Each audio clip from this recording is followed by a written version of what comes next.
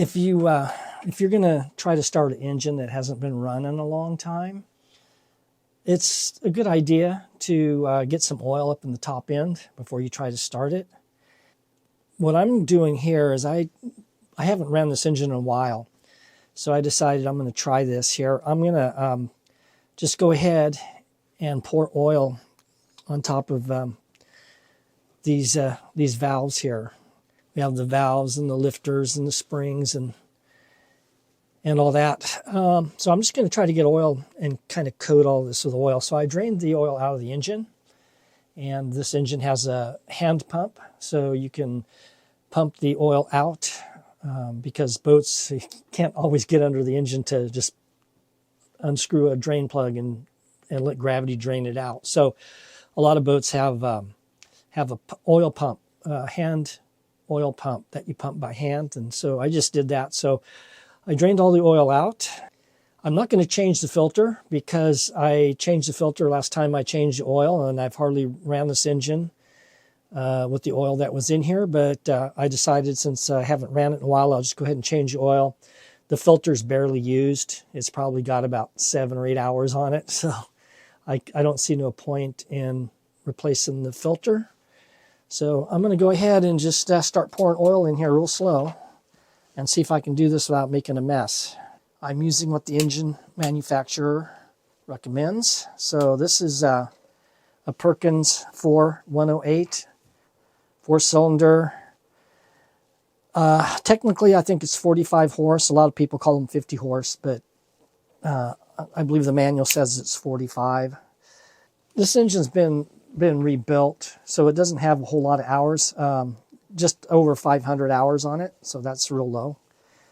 And let's see if I can start pouring this in here without making a mess. If I start making a mess, I'm going to have to do something different here. But this is kind of awkward to get to. And let me see. Now, there's like spray oil that you can spray on this. Some people will they'll spray it real good with this kind of spray oil. I don't remember what it's called. I don't think I'd want to use WD-40 on it. I mean, you probably could, but the WD-40 is going to get mixed in with your oil. That other stuff, I don't remember what it's called, but I've seen somebody use this kind of spray oil that you spray on. But I don't know if you'd want to change the oil after you did that, because that stuff's going to get mixed in with your engine oil too. So I'm just going to use the actual oil that goes in here. So this is what the manufacturer recommends. It's a Castrol 10W30 is what I'm putting in here. So this is the oil. So I'm just going to pour some of this on top.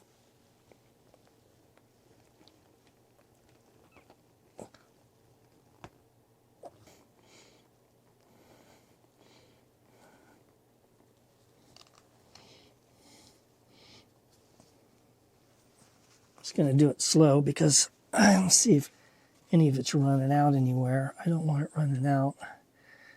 So just take my time with this. And on big ships, probably the older ones, I don't know about the newer diesel engines on big ships now, but they have oilers, and their job is to take a can of oil, and while the engine's running, they literally just continually oil all the valves as the engine's running. And but this engine here has an oil pump that pumps oil up into the top end here, and that's what lubricates it. But I just want to get some oil on it before I try starting it.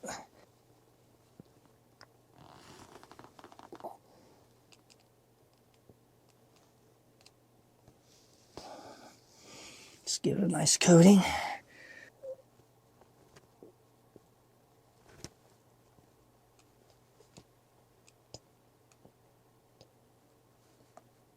I think I'm going to let it go at that. And then I'm going to put the valve cover back on because I got oil coming out around the edges here a little bit. past the seal. And I don't want to get oil all over my engine. So at least I got the valves coated with oil. So now I'm going to put the valve cover on and go ahead and put in the rest of the oil, which it takes 4 quarts.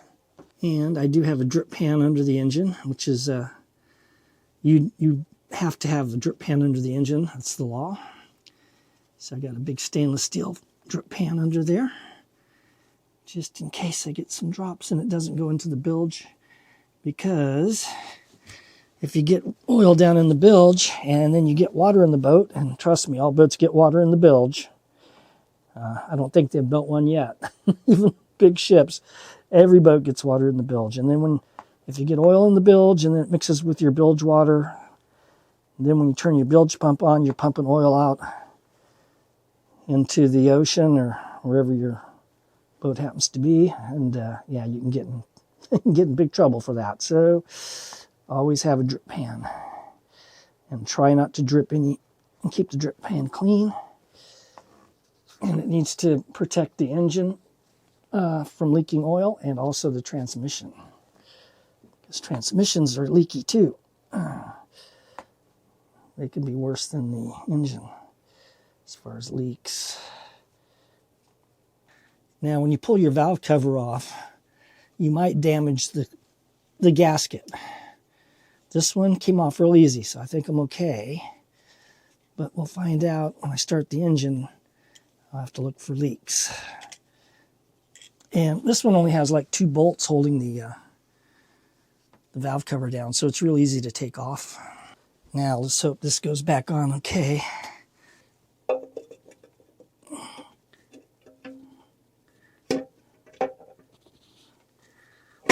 There it goes, just like that. So yeah, this comes off easy. It's just 2 nuts on here. So at least I got oil on the top end now. After an engine has set a long time, the oil drains off of the valves. And when you start an engine up, when it's cold, that's where you get most of your engine wear. Let's start up. So I'm just going to use a crescent wrench. Just a little turn on each side, back and forth, so it goes down evenly.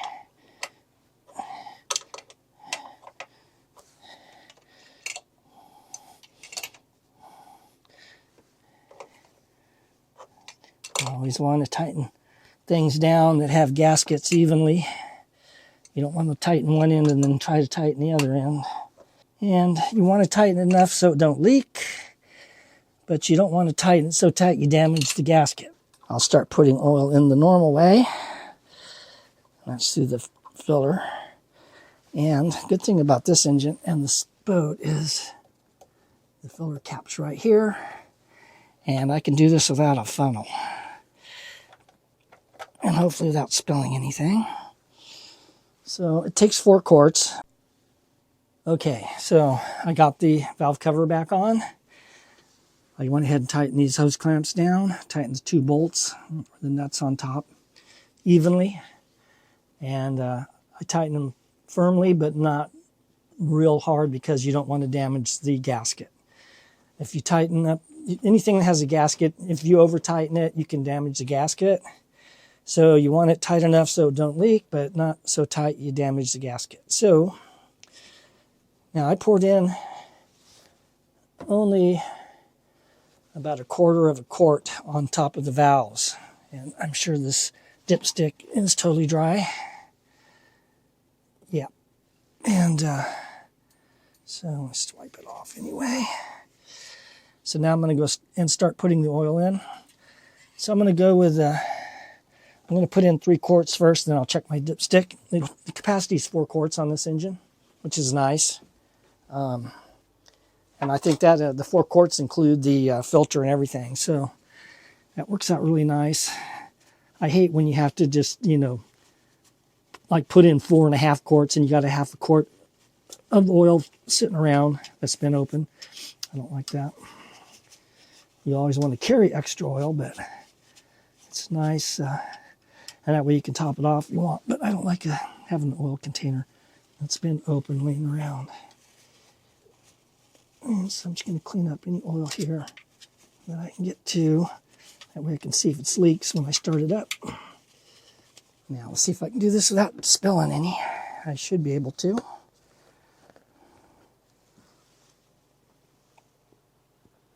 Nice and easy. Look at that. And I'm going to go ahead and kind of pour it in fast. The reason I want to pour it in kind of fast is I want it to fill up, because it takes a little while for it to drain down to the lower end of the engine. So I want it to kind of pull up in the top here where the valves are, so get more oil up in there. So changing the oil on this engine is actually pretty easy. And that's a really good thing, because if you have an engine that's and it's really difficult to change the oil, people tend to not want to change the oil so much, and that's not good. Changing the oil is like the most important thing.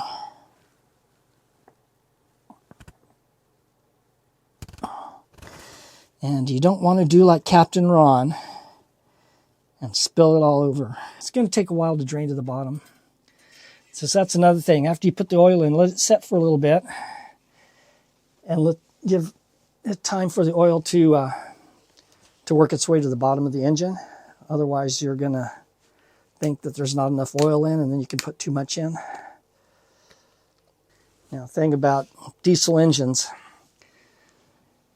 on a used boat, the engine can look really good and clean. That doesn't mean it's a good engine. Other engines can look really bad, but they're a good engine. So you can't go by sight. You know, stuff gets rusty, especially in marine air. You can see some rusty areas here on these. But overall, the engine's not too bad. It's doesn't look brand new by any means, but it's been rebuilt, and these are good engines. And there's a lot of them out there, so it's easy to get parts. And you can pretty much get parts anywhere in the world with them. Hopefully, my next engine's going to be electric. That'll be a really good thing. One thing nice about electric motors is they're a lot smaller and they're a lot lighter. So this engine here weighs, I would imagine, about 500 pounds. So the less weight the engine takes up, that means more stores and supplies you can carry on your boat. More water, more food. And these engines, they take up some room in the boat. This engine, the transmission is on the back, and the prop shaft comes straight off and attaches to the back of the engine, and it goes straight out the back of the boat. My other boat that I had a V-drive, so the engine set backwards. It turned around the other way, and it made it go under the cockpit more, and that opens up more room inside the boat and into the living space of the boat. So, but this boat isn't like that. So this is an old traditional, just the engine, transmission, prop shaft straight out the back. I installed a 60 horsepower Lehman diesel in my other boat, and the guy, the first guy that built the boat, he was a cabinet maker. When he built it, he put the engine on one side of the boat, over on the port side in the galley cabinet, and I think it was a 3-cylinder engine, if I'm not mistaken. And then he poured in a big block of cement under the floorboards on the starboard side of the boat to counterbalance the engine weight. And the prop shaft went out the side of the back of the boat on the side, not in the center. And the second owner bought the boat, and he sailed it down to Capitola from Santa Cruz. That's where I bought the boat, was in Santa Cruz. And had a problem, engine problem. The hose was leaking.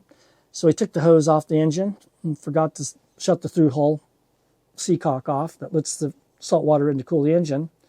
And he was on a buoy, and he was on a mooring buoy, and he got a ride to the hardware store, and when he came back, the boat was almost totally sunk. And everybody told him, clean the salt water out of the engine before you try to start it. And he didn't do that. He tried to start it, had salt water in it, ruined the engine. So he took the engine out piece by piece, threw it in the dumpster, and bought a used 60 horsepower, 4-cylinder Lehman diesel, marine diesel engine. And he wanted to install the engine now in the center of the boat where it's supposed to go. But he couldn't figure out how to attach the engine to the boat. So I come along and bought me a big project boat, and I felt confident that I could make it work. And I worked on a research farm and did a lot of welding and worked on tractor equipment stuff. And because the research farm dealt with food processing, we had a lot of stainless steel.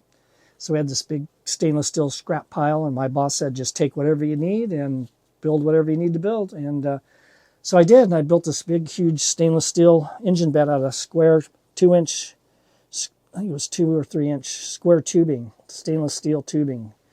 And so it was like a long square tube like this, and then one on the other side. And then I cut them 45 degrees so it have a 90-degree tube going down. And then I had made these big clamps that clamped onto the frames, the wooden frames of the boat. The boat that I bought was built out of wood, and the second owner had the entire outside of the boat fiberglassed over. And I got it all to fit and work. And first time I ever took that boat out, I did a night run with that engine. It was a sailboat, but I motored all the way from Santa Cruz at night up to the San Francisco Bay, and it ran great. Everything worked really good. I was just totally lucky. So, okay, enough of that. Let's see what the dipstick says, and see if any of that oil's worked its way down. It takes a little while. Let's see if it registers. Yeah, it's starting to register. Okay, so now I got to be careful because I don't want to overfill it, and it almost looks like it's full. It seems like when I pumped it out, I didn't pump out. I checked the dipstick first, and it looked like it was overfilled slightly, a little bit. And so when I pumped it out, I pumped it all the way out until the pump wouldn't pump anymore. It was just pumping air. And then I let it set for a little bit, and then I pumped some more because the oil still works its way to the bottom. I pumped a little bit more out. And it looked to me like I pumped out about 3 quarts. And of course, there's going to be, some still in the bottom, and there's going to be some in the filter. I didn't replace the filter. Okay, now it's showing that it's right about to the full line. So we're going to leave it at that. And now the next step is I'm going to get ready to start the engine, and I got some things to do to get ready for that. I got to get the salt water on, and the previous owner also has a garden hose hooked to this water system that attaches to a faucet out on the dock. And so he's got 2 valves. So he's got the valve that opens up. It's on the through-hole fitting, and that lets the salt water in to cool the engine. Then it tees into another valve that the garden hose hooks to, and that's fresh water from the faucet on the dock. So what I'm going to do is I'm going to leave the saltwater valve turned off, I believe, that's the way he has it. I'll have to look at it. And what I do is I turn both valves off. I don't start the engine yet. I have both valves shut off. I turn the water on the garden hose a little bit, and then I turn the valve on that the garden hose comes into the boat.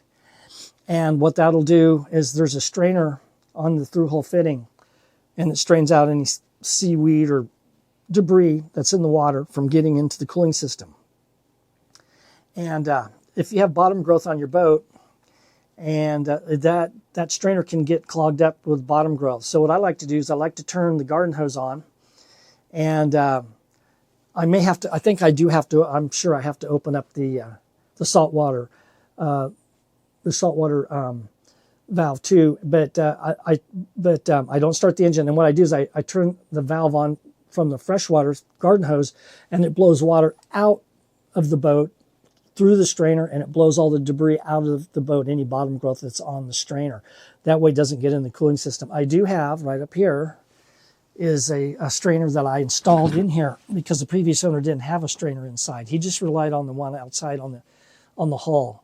And that's not good enough to keep the water clean, because it can still, it'll suck small stuff in, and that's the kind of stuff that wears out your impeller. And then you have to replace the impeller on the engine, which is not that big a deal. It's actually pretty easy. It's just like 2 screws and it comes right out. And it's not hard to get to on this boat, but yeah, you don't want to damage it. So here's the strainer, and the lid comes off, and it's, ooh, is that full of water? It's full to the top of water. Okay, yeah, I normally, when I ran this the last time, I had a kind of problem with the water. If the water pressure with the garden hose is too high, it blows this lid off and then water leaks. And this thing looks like it's full to the top. It is, which is okay, but normally what I like to do is blow all the water out of the exhaust. So I shut the water off and let the engine run just for 30 seconds. And that blows the water out of the exhaust. And that way there's not water just sitting in the exhaust. I hope, because the way this exhaust system is designed, I should be okay. But yeah, what you don't want is water getting into your exhaust manifold, which is this right here. This is the exhaust manifold, and that's the exhaust pipe going out. It's because then water gets back into your engine. And yeah, I'm not real crazy about the way the exhaust is designed on this boat, and I probably will change it someday. So, okay, so next step is I'm going to get to the water valves so I can turn them on, and then I can go ahead and start it up. I have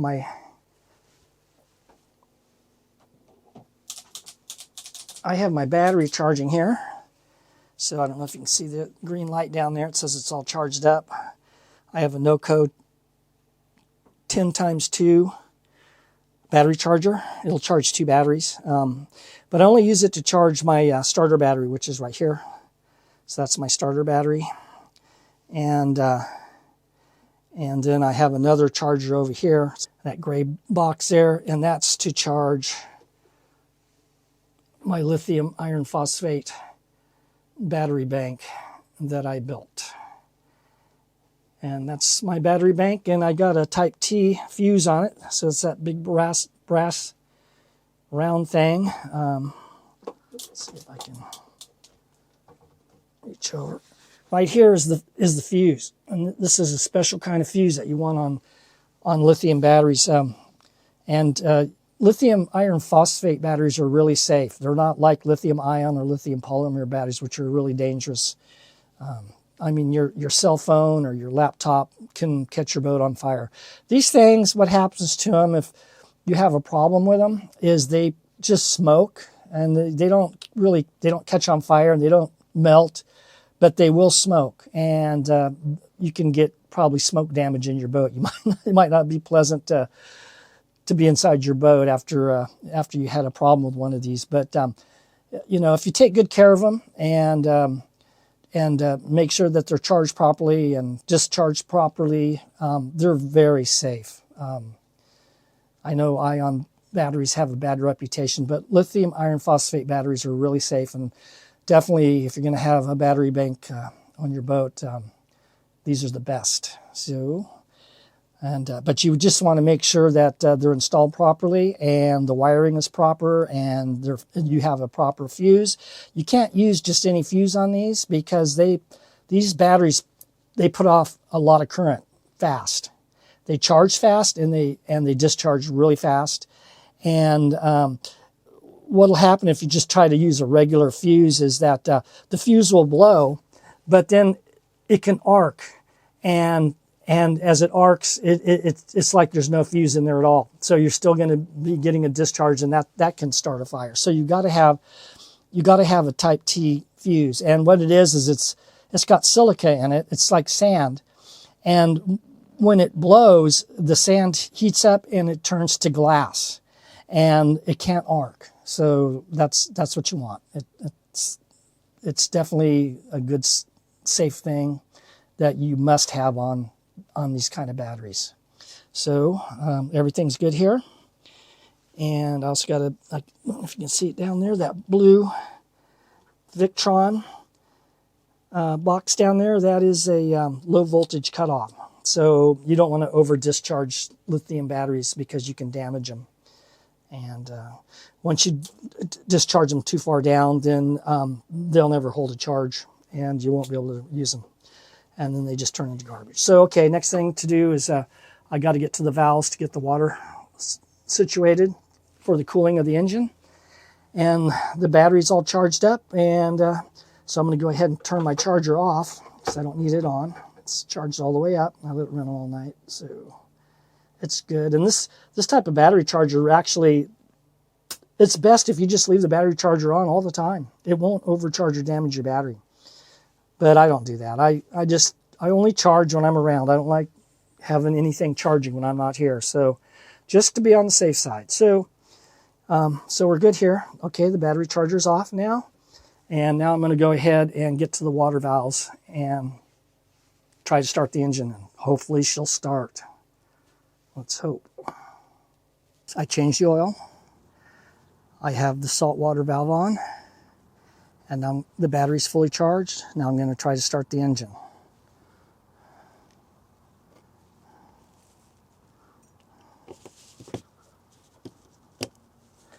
Okay, this boat has glow plugs. So I'm going to let the glow plugs heat up for about 20 seconds or so.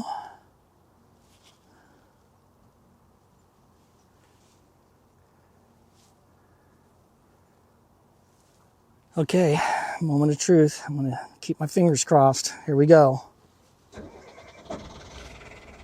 Ooh, we need to throttle her up a little.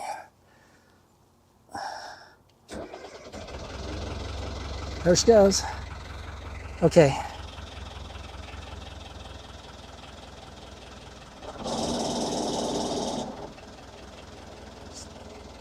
So it's going to let her run. I don't see any smoke. That's a good sign. So she's purring like a kitten. Looks like she should. I'm going to go check and see if water's coming out of the exhaust like it should be.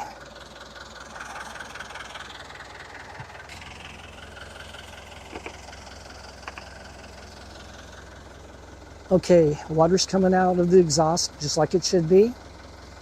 And no smoke. So good news. Oil pressure is really good. Yeah, it looks good.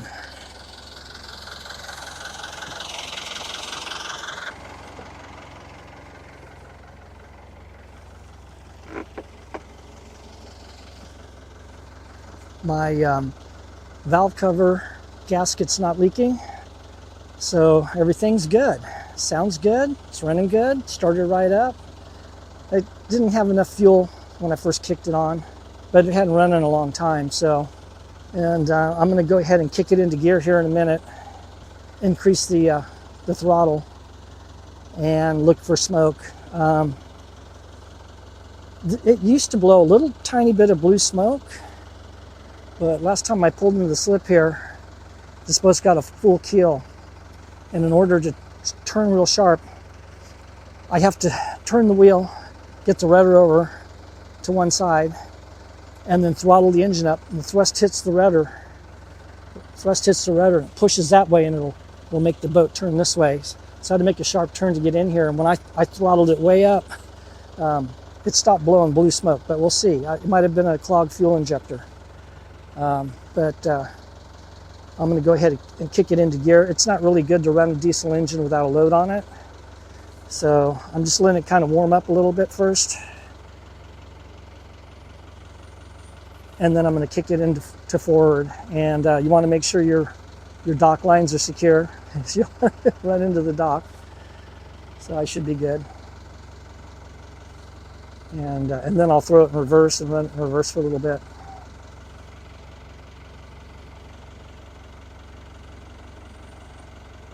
It's starting to go forward a little bit. The prop shaft is turning slightly, I think, because I didn't have it all the way in neutral. Let's see if it's spinning.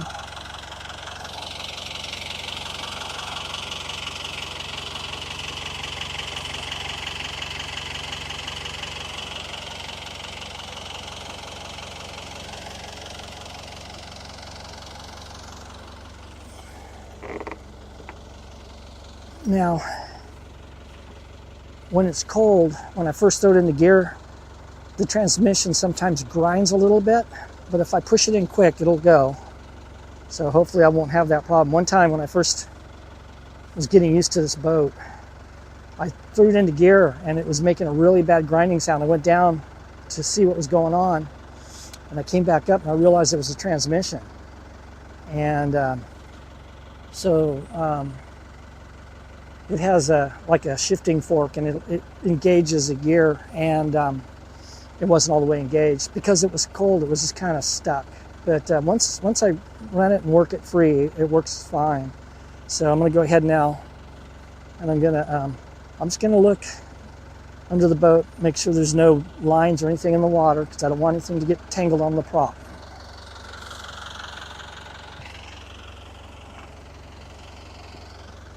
Okay, the prop is clear, and water's coming out of exhaust just like it should, and I don't see any smoke at all. So we'll see what happens when I throttle it up.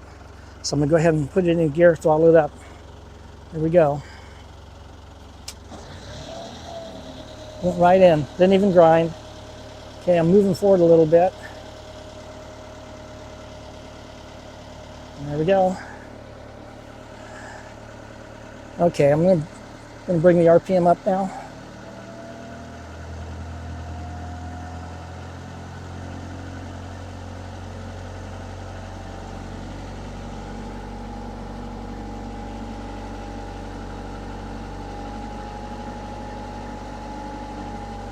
Okay, I'm at 1500 RPM. Now I'm going to go look for smoke.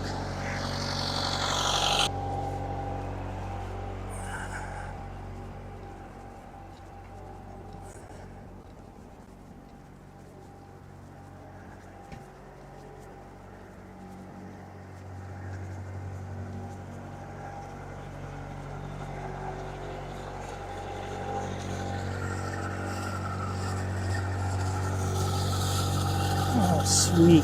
Look at that.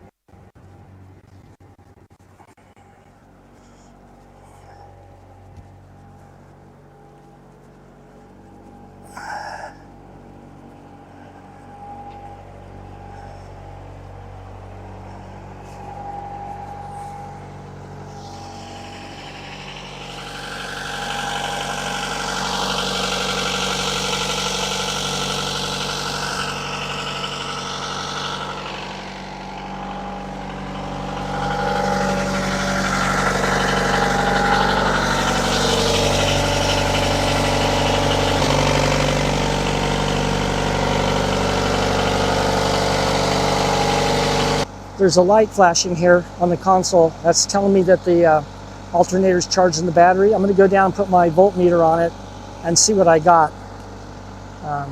It should be fine. The oil pressure is up to a little bit over 50. I'm running at 1500 RPM, and the water temperature is coming up. And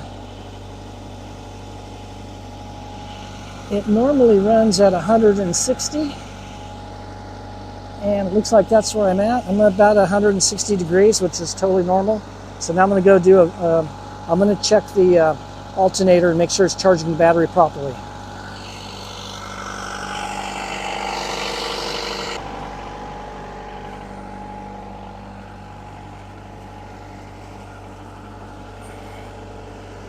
Okay, the alternator is charging the battery at 14.4 volts, which is perfect. So everything's perfect. It's good. No smoke. That's really cool.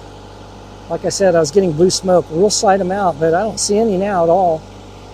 So I think that was a clogged fuel injector is what was causing that problem. If they don't atomize the fuel, then what happens is the fuel doesn't get completely burned, and it'll smoke blue color. But it's It's absolutely no smoke. Worst thing you want to see is white smoke. If you have white smoke, you got a big problem. You got water leaking in the engine, and that could be a blown head gasket, or a cracked head, or the worst of all would be a cracked block. And yeah, no white smoke, and no blue smoke, and no black smoke. So no smoke at all. Okay, now I'm going to go ahead and put it in reverse.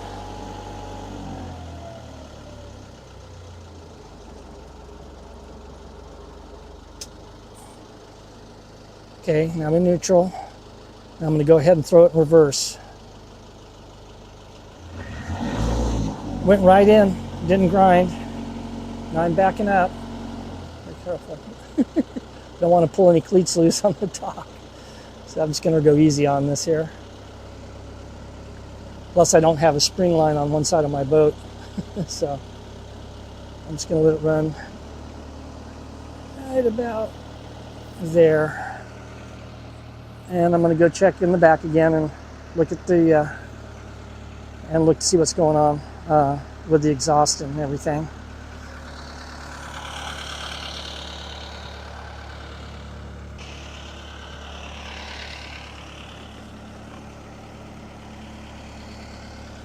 Okay, yeah, it's water's coming out just like it should, and absolutely no smoke.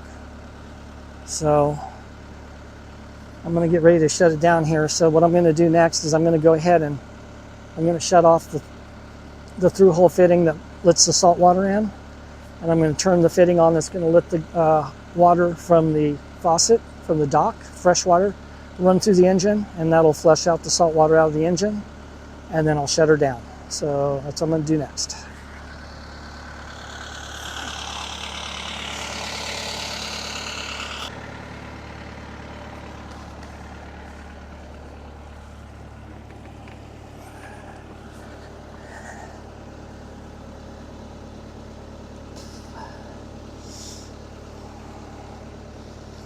Okay,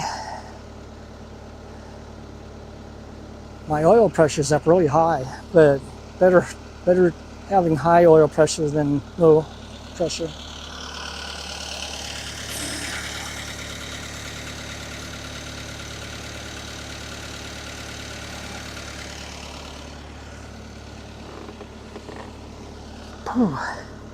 Okay, my water temperature's good.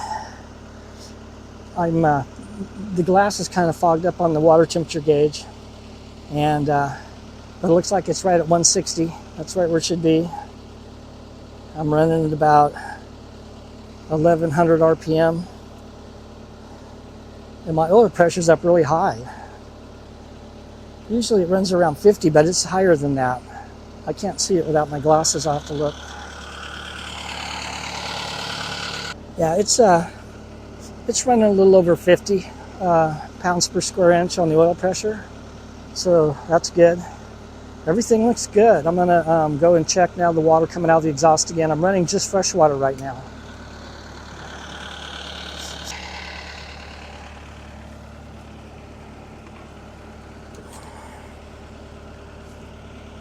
Okay, so yeah, it's this is awesome. I'm in a good feeling.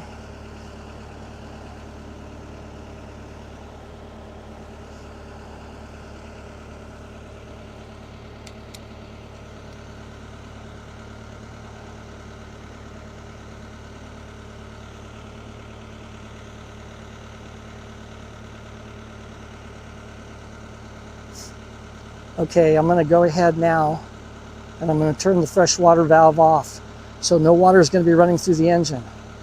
And then I'm going to shut the engine off. So I'm going to go ahead and put it neutral, and then I'm going to go shut the fresh water off, and then that'll blow any water in the exhaust out.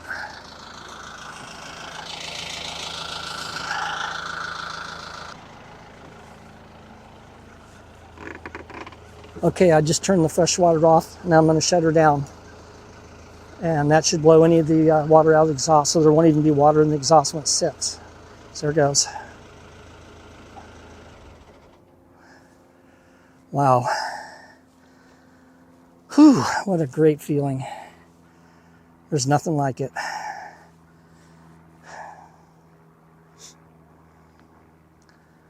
It's a really good feeling to